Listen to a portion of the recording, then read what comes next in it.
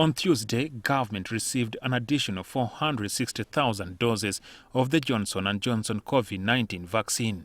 This addition raised the number of vaccines received to more than 6.6 million doses. The availability of the vaccines raises the hope of hitting the target of vaccinated 4.8 million people by December.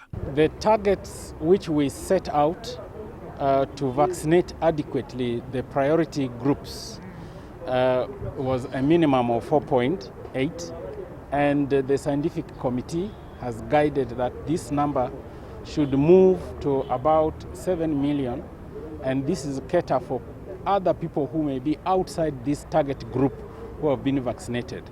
So far, slightly over 2.5 million doses have been administered, with 1.9 million of these being the first jab. Those who are fully vaccinated are more than 600,000 as of Tuesday. I've seen a huge uptake since around August, September, which sort of coincides with the second phase of the COVID epidemic in Uganda. The initial slow uptake is blamed on fears by the population about the vaccines being new, yet unusually approved within a short time frame, the widespread propaganda and the general existence of anti-vaxxers. People are still fine, people are still having children, people are still not growing horns. I think there will be more acceptability about the uptake.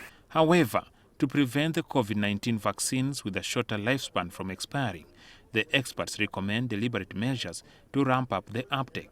Most districts as of now have limited vaccination points.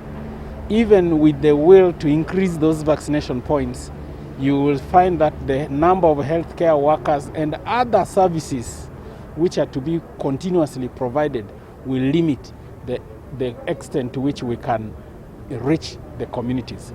It is also proposed that government should set up a daily vaccination target.